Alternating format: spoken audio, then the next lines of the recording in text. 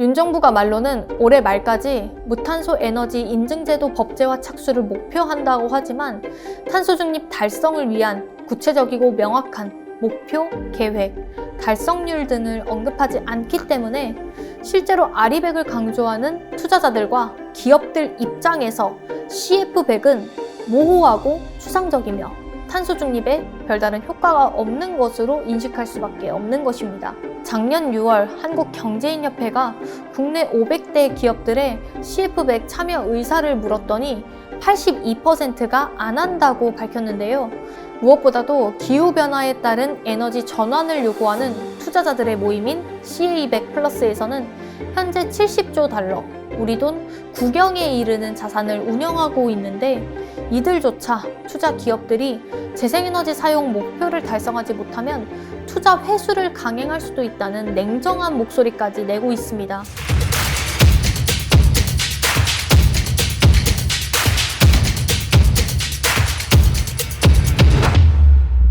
4차 산업시대의 가장 중요한 핵심 기술 산업은 AI입니다. 이와 연관되어 메모리 반도체와 비메모리 반도체인 시스템 반도체를 융합하는 인공지능 반도체 기술이 요구되고 있습니다. 한국은 메모리 반도체 산업에서 1위를 차지하기는 했지만 이에 비해 비메모리 반도체에서는 점유율이 3.3%에 그치며 54.5%의 압도적인 점유율을 지닌 미국과 10.3%의 점유율로 미국을 바짝 추격 중인 대만에 뒤지고 있는 실정입니다. 그래서 삼성전자나 SK하이닉스 등 한국 대기업은 향후 AI 시장에서 경쟁력을 갖추기 위해 비메모리 반도체 개발에 막대한 자금을 투자하고 있는 상황입니다. 또한 메모리 반도체의 초격차를 통한 경쟁사들과의 기술 우위를 선점하고 시장 지배력을 더 확대하는 것도 중요한 사안입니다. 이러한 흐름에 기반하여 지난 12월 윤 대통령은 삼성전자 이재용 회장과 SK 최태원 회장과 함께 네덜란드 반도체 장비 기업 ASML에 방문했습니다. 또한 양국 정부는 차세대 반도체 제조 기술 R&D 센터를 설립하는 등 반도체 글로벌 공급망 위기에 공동 대응하는 한국 네덜란드 반도체 동맹을 구축하기로 했는데요. 그러나 이미 2022년 11월 ASML 피터 베닝크 회장은 경기도 동탄 뉴 캠퍼스 조성을 발표하면서 향후 한국에서 R&D 센터를 늘려나갈 계획을 밝힌 바 있습니다. 또한 반도체 기술 연구 개발도 중요하지만 제조시설 유치를 통해 실제적인 반도체 공정 능력을 강화하는 것이 더 중요한데 이번 방문에서는 이러한 내용이 없었습니다. 사실상 방문 성과라 말하기도 민망한 수준입니다. 그런데 이번 방문에 중요한 이슈로 삼았어야 하는 것이 있었습니다. ASML은 지난해 발간한 연례 보고서에서 한국 투자와 관련한 사업 리스크 중 순배출 제로 목표를 달성하기 위한 재생에너지 도달 불투명을 지적하였습니다. 현재 ASML을 포함하여 전 세계 5대 반도체 장비 회사들은 재생에너지 사용을 필수 요소로 삼고 있습니다. 이들은 2030년까지 재생에너지 사용 100%를 목표로 두고 각 사회 상황에 따라 탄소 중립에 대한 구체적 세부 목표를 설정하여 실천해 가고 있습니다. 그리하여 2050년까지는 모두 탄소 중립을 달성하겠다는 입장입니다. 대만의 TSMC의 경우 재생에너지를 기반으로 하는 다수의 대규모 전력 구매 계약을 체결했고 전력을 공급하는 대규모 풍력 발전소가 많이 있기도 합니다. 이런 기조와 더불어 ASML에서 제작하는 극자외선 노광 장비의 경우 머리카락 굵기 1만 분의 1, 10나노미터 이하로 반도체 회로를 그릴 수 있는 초정밀 장비로 전기 먹는 하마라는 수식어가 붙을 만큼 엄청난 전기를 잡아먹는데 대략 460가구가 쓰는 전기와 맞먹습니다. 그렇기에 효율성이 높고 환경에 덜 부담이 되는 재생에너지를 공급할 수 있는지 따져 생산 시설을 세우려는 것입니다. 그러나 한국은 재생에너지 사용이 현저히 적은 나라이다 보니 2025년까지 재생에너지 100% 사용을 추구하는 ASML 입장에서 한국에 선뜻 투자하기가 어려워지는 상황입니다. 이를 종합하여 볼 때 재생에너지 확보와 탄소 중립은 기업들이 생존하기 위해 반드시 갖춰야 하는 영역입니다. 더욱이 제28차 UN 기후변화 협약 당사국 총회에서는 탈화석연료 전환에 대한 공동 합의문을 발표하기까지 했습니다. 즉 2030년까지 에너지 시스템에서 화석연료 사용을 줄이는 전환을 가속해야 한다는 것입니다. 이렇게까지 재생에너지 사용은 세계적인 비전이자 가치가 되었는데 현재 한국 반도체 장비 기업들은 이렇다 할 목표나 계획을 세우지 못하고 있습니다. 그나마 삼성전자나 SK하이닉스에서 2050년까지 아리백을 달성하겠다는 선언을 하긴 했습니다. 이들의 고객사인 애플 등 글로벌 기업에서 자사에 납품하는 모든 협력업체에 아리백 조기 달성을 요구했기 때문입니다. 이를 실현하기 위해 외국까지 나가서 생산시설을 구축하고 있는 상황인데요. 실제로 삼성전자의 경우 재생에너지 100% 사용이 가능한 미국 텍사스에 신규 팹을 지었습니다. 반도체 시장에서 살아남기 위해 많은 비용을 들여서라도 재생에너지 사용을 하려는 것입니다. 이렇게 한국 기업들이 재생에너지 확보에 많은 고충을 겪고 있음에도 윤 정부에서는 무조건 원전이 최고, 재생에너지는 문제라는 식입니다. 그나마 재생에너지 사용을 국가 정책적으로 추진하던 문재인 정부 시절인 2021년 기준에도 우리나라 재생에너지 비중은 총 발전량의 7.15%에 불과했습니다.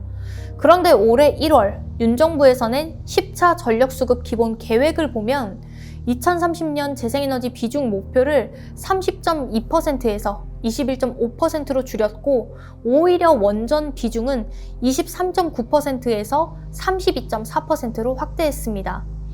이에 따라 내년도 태양광 등 재생에너지 설비 구축 비용 지원 예산, 신재생에너지 금융 지원 예산은 올해에 비해 40% 이상 줄줄이 삭감되었습니다.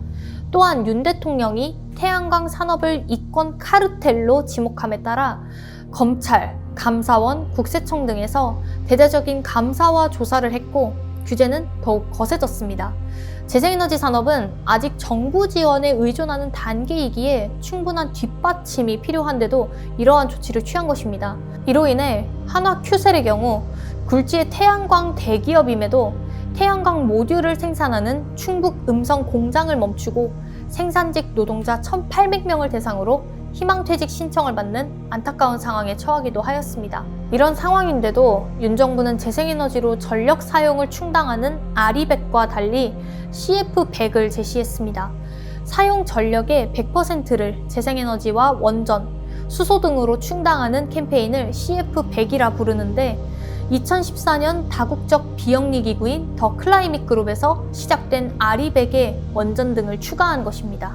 윤 대통령은 작년 9월 유엔 총회 기조연설에서 대한민국은 무탄소 에너지 확산을 위해 전 세계 누구나 참여할 수 있는 카본프리 연합을 결성하고자 한다고 밝히면서 무탄소 연합 추진을 선언했습니다. 이어 12월 1일부터 13일까지 아랍에미리트 두바이에서 열린 제28차 유엔 기후변화 협약 당사국 총회 합의문에서도 무탄소, 저탄소 에너지원은 재생에너지, 원자력 발전, 탄소 포집 활용 저장, 그린 수소로 정의됐고 당시 참석한 195개 국가가 모두 서명하자 정부는 윤 대통령이 유엔 총회에서 던진 무탄소 에너지 화두가 전 세계 탄소 중립 흐름에 시적절했다 자평하고 있습니다.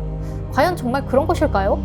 현재 한국, 미국, 프랑스 등 22개국 대표단은 탄소 중립 달성을 위해 2050년까지 전 세계 원전 용량을 3배로 확대한다는 협정서에 서약했고 유엔 기후변화 협약 당사국 총회 개최국인 UAE의 원자력 공사나 미국 전력연구소도 참여해 무탄소 에너지 이니셔티브를 지지하기는 했습니다. 이에 윤 정부는 올해 무탄소 에너지 인증 제도 시범 사업을 진행할 계획으로 CF 연합을 통해 공급, 조달, 유통, 소비 등 전 과정에 걸쳐 무탄소 에너지 인증 제도 설계 및 국가 간 인증 결과 인정 등 올해 말까지 무탄소 에너지 인증제도 법제화 착수가 목표라고 말합니다. 물론 윤 정부 말처럼 CF100은 아리백에 비해 재생에너지 사용이 적고 원전 비중이 높은 한국에 비용 부담도 적고 유리하긴 합니다. 하지만 국제사회에선 고준위 방사성 폐기물 처리장 확보와 사고 저항성 핵 연료 사용 등의 문제가 있는 원전을 청정 에너지로 볼 수 없다는 의견도 나오고 있습니다. 이에 대해 그린피스 캠페이너는 원전은 기후위기 대응에 필요한 속도를 맞출 수 없기에 기후위기 대안이 되기 어렵다고 지적하면서 원전 건설에는 터무니없이 긴 시간과 값비싼 비용이 드는데 IAEA 통계에 따르면 지난 10년간 원전 1기를 건설하는데 약 10년이 소요됐다고 말했습니다. 원전 건설이 오래 지속되면 기후위기에 대응할 시간이 부족하고 그렇다고 시간을 무리하게 단축할 시 원전 안전의 위험이 생긴다는 것입니다. 또한 현재 한국의 사용 후 핵연료 저장 용량은 거의 포화 상태이고 내진 설계나 외부 충격에 대비되지 않은 임시 저장 시설인데 이곳에 고준위 핵 폐기물을 저장하려는 계획이므로 윤 정부는 이 부분에 대한 해결 방안 및 2030년과 2050년 탄소 누적 배출량 관리 목표 등을 구체적으로 밝히는 것이 우선임을 강조했습니다. 윤 정부가 말로는 올해 말까지 무탄소 에너지 인증제도 법제화 착수를 목표한다고 하지만 탄소 중립 달성을 위한 구체적이고 명확한 목표, 계획, 달성률 등을 언급하지 않기 때문에 실제로 아리백을 강조하는 투자자들과 기업들 입장에서 CF100은 모호하고 추상적이며 탄소 중립에 별다른 효과가 없는 것으로 인식할 수밖에 없는 것입니다. 그러다 보니 국내 기업인들은 별다른 호응을 보이고 있지 않습니다. 작년 6월 한국경제인협회가 국내 500대 기업들의 CF100 참여 의사를 물었더니 82%가 안 한다고 밝혔는데요. 무엇보다도 기후변화에 따른 에너지 전환을 요구하는 투자자들의 모임인 CA100 플러스에서는 현재 70조 달러, 우리 돈 9경에 이르는 자산을 운영하고 있는데 이들조차 투자 기업들이 재생에너지 사용 목표를 달성하지 못하면 투자 회수를 강행할 수도 있다는 냉정한 목소리까지 내고 있습니다.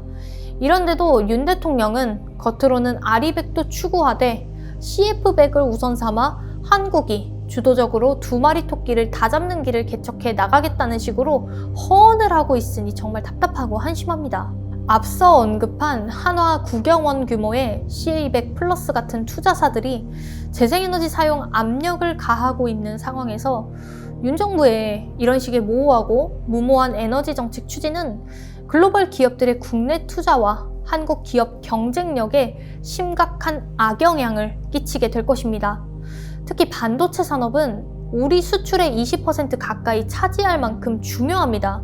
외려 윤 정부가 기업을 방해하고 국익을 훼손하는 판국이지 않습니까?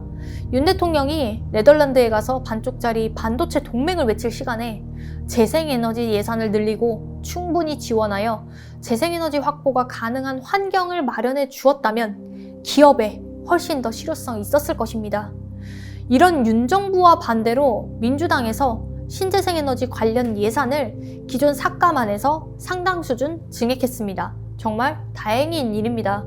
더 늦어지기 전에 이제라도 재생에너지 사용이 확대될 수 있도록 윤 정부가 정책 방향을 잘 잡아야 할 것입니다. 그리고 땅이 좁아 재생에너지가 어렵다는 식의 낡은 편견 또한 버려야 한다고 생각합니다.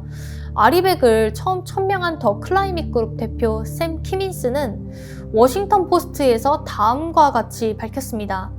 한국의 해상풍력 발전 잠재력은 풍력 발전 선두주자인 영국보다 틀림없이 뛰어나고 한국 기후단체들도 한국이 예상 수요의 3배가 넘는 재생에너지 잠재량을 보유하고 있다며 재생에너지 전환을 적극 독려했습니다. 이처럼 한국은 현재 가진 기술들을 활용하여서도 재생에너지 사용을 얼마든지 확대해 나갈 수 있습니다. 이러한 가능성을 염두에 두고 보다 예측할 수 없이 빨라지고 있는 기후위기의 시기에 보다 더 현실적이고 실효성 있는 탄소 중립을 위한 정책적 노력에 힘써야 할 것입니다.